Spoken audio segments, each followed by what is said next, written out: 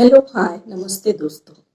आज फिर दिल से दिल की बात साझा करने का मन हुआ तो एक ऐसी कहानी मेरे दिमाग में जहन में आ रही है कि 15 साल की ज्योति कुमारी बिहार के दरभंगा जिले की रहने वाली, उसने साइकिल से डबल सीट अपने जख्मी पिता को गुरुग्राम से 1200 किलोमीटर की यात्रा 7 दिनों में तय की। उसने देश का ही नहीं बल्कि दुनिया का ध्यान अपनी ओर खींचा है और उसे लेकर देश में कई प्रकार की उम्मीदें जागी है। ज्योति छात्राओं के लिए एक बहुत बड़ी प्रेरणा है। फिल्मकार विनोद कापड़ी ज्योति कुमारी पर फिल्म बनाना चाहते हैं, तो मुझे ऐसा लगता है कि ज्योति को देखकर एक लाइन याद आती है कि मंजिलें उन्हीं को मिलती है जिनके सपनों में जान होती है। पंखों से कुछ नहीं होता, हौसलों से उड़ान होती है, हौसलों से उड़ान होती है। दूसरी बात मुझे याद आती है कि 90 साल की कुमुदुनी लखिया 55 सालों से कथक नृत्य सिखा रही है और उन्होंने कथक में सोलो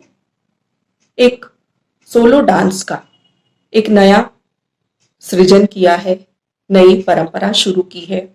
उन्होंने सर्वेश्वर दयाल सक्सेना की कविता पर कोरियोग्राफ भी किया है।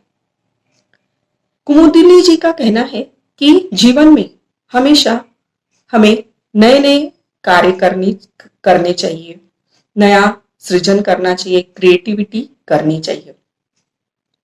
इस लॉकडाउन के दौरान बहुत से लोगों के बिजनेस, काम धंधे बंद हो चुके थे, लेकिन उन लोगों ने काम करने का तरीका बदला है, काम के ढंग बदले हैं और काम का स्वरूप भी बदला है। फुटपाथ पर जो लोग दाबेली बेचा करते थे, चाट बेचा करते थे, मूंग पकोड़े बेचा करते थे, उन्होंने आजकल सब्जी और फ्रूट्स बेचना शुरू किया है। ठेले पर लिखा तो होता है दाबेली चाट या मूंग पकोड़ा, लेकिन नीचे ठेले पर सब्जी या फिर फ्रूट्स होते हैं। उनको देखकर मुझे शाहरुख खान की फिल्म रईस फिल्म का एक डायलॉग याद आता है। अम्मी जान कहती है कि कोई भी धंधा छोटा नहीं होता और धंधे से बड़ा कोई धर्म नहीं होता। दोस्तों, इस दौरान हमने बहुत कुछ देखा, बहुत कुछ देख भी रहे हैं। धीरे धीरे सब कुछ सामान्य होने की ओर है। कुछ कुछ लोग अपने काम पर लौटे हैं, कुछ लोग घर से काम कर रहे हैं, तो अलग अलग क्षेत्र के लोग अलग अलग कार्य कर रहे हैं। अब हम बंद की ओर ही बढ़ते रहे, बंद को ही देखते रहे, तो ऐसे तो चलने वाला नहीं है। शिक्षा का स्वरूप बदला है, डिजिटल शिक्षा प्रणाली आ रही है, लेकिन जिन लोगों के पास एंड्रॉइड फोन नहीं है, इंटरनेट नहीं है, वहां भी एक सुखद समाचार सुनने में आया है। झारखंड के हुसैनाबाद प्रखंड के नावाडी के सरकारी स्कूल के प्रधानाध्यापक ने वहां के बच्चों को लेकर चिंता जताई कि बच्चों का पढ़ाई का बहुत नुकसान हो रहा है। उन्होंने कुछ अधिकारियों से वीडियो कॉन्फ्रेंसिंग के जरिए चर्चा की और एक रास्ता निकाला। उन्होंने बगीचे में सोशल डिस्टेंसिंग के अंतर्गत 20-20 बच्चों के ग्रुप्स बनाए और उन 20-20 बच्चों को सुबह 8 से 10 पढ़ाई करवाई जा रही है, पढ़ाया जा रहा है। तो ये भी एक बहुत ही सराहनीय कार्य है, एक सकारात्मक कार्य है जिसे आगे किया जा सकता है और ऐसे ही आगे बच्चों को पढ़ाई करवाई जा सकती है। जो दूर दराज के बच्चे हैं, दुर्गम इलाकों में रहते हैं, उनसे भी वो भी बच्चे पढ़ाई से वंचित नहीं रहेंगे। दूसरी बात, प्रधानमंत्री जी ने आत्मनिर्भर देश की घोषणा की है। तो सबसे पहले हमें हमारे देश में जो उत्पादन होता है, जिन वस्तुओं का उत्पादन होता है, उसी का प्रयोग करना बहुत जरूरी है। हम हमारे यहाँ चीनी सामानों का बहुत प्रमाण में आयात होता है और चीन की अर्थव्यवस्था हमारे देश की आबादी से कमाई करके वो लोग अपना देश की तरक्की कर रहे हैं।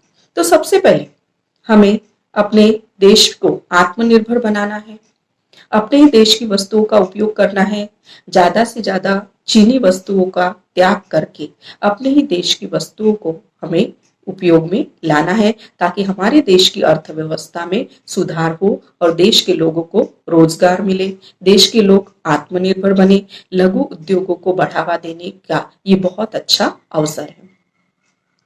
दूसरी बात, जो लोग पलायन कर चुके हैं, प्रवासी मजदूर, तो कई कंपनियों में उनकी जगह खाली है। तो जो लोकल लोग हैं, उन्होंने इस अवसर का फायदा उठाना बहुत जरूरी है। और यदि वो ऐसा करते हैं तो उनके पास काम की कोई कमी नहीं है, काम है और उन्होंने काम करते रहना चाहिए, क्योंकि हाथ पर हाथ धरे बैठे रहने से कुछ भी होगा नहीं। हम कब तक ऐसे ही ये नहीं वो नहीं ऐसा करते रहेंगे तो काम कुछ भी होने वाला नहीं है। यदि आप जीवन में खुश रहना चाहते हर परिस्थिति में, तो सबसे पहले नकारात्मक बातों को छोड़कर सकारात्मक बातों की ओर हमारा ध्यान आकर्षित करना बहुत जरूरी है। सुबह उठते ही हम अच्छी बातें सोचें, अच्छी बातें करें। उठते बराबर हम 10 मिनट ध्यान करें। ध्यान करने के पश्चात उगते हुए सूरज को कम से कम 1 मिनट देखें और आधा मिनट अपनी आंखें बंद करके उसका रिफ्लेक्शन अपने अंतर्मन में बना ले। इससे क्या होगा, इससे आपके अंदर एक हैप्पी फीलिंग आएगी और आप दिन भर अच्छा महसूस करेंगे। आपको अच्छे विचार आएंगे, अच्छी योजनाएं बनाएंगे और अच्छे कार्य करते रहेंगे। गुजरात के वड़नगर की एक समाचार पढ़ा मैंने, जिसमें नवजात शिशुओं को मां से कोरोना संक्रमित हुए। 16 मई को उनका जन्म हुआ और 30 मई को वो अपनी मां की गोद में खेलते हुए दिखाई दे रहे थे। तो कोरोना से डरने की जरूरत नहीं है, बल्कि उसे हराना है। जब नवजात शिशुओं ने कोरोना को हरा दिया तो बड़े तो आसानी से उसका मुकाबला कर सकते हैं। तो हमें अपना कार्य सुचारू रखना है, करते रहना है, अच्छी बातें सोचनी है, अच्छे कार्य करना है और सारी नेगेटिव बातें हमारे दिमाग से निकाल देनी है। जाते जाते दोस्तों एक लाइन कहना चाहूंगी, गुजर जाएगा गुजर जाएगा, मुश्किल बहुत है मगर वक्त ही तो है, ये भी गुजर जाएगा। जिंदा रहने का ये जो जज्बा है फिर असर लाएगा। मुश्किल बहुत है मगर वक्त ही तो है, गुजर जाएगा गुजर जाएगा। गुड बाय दोस्तों, शब्बा खैर।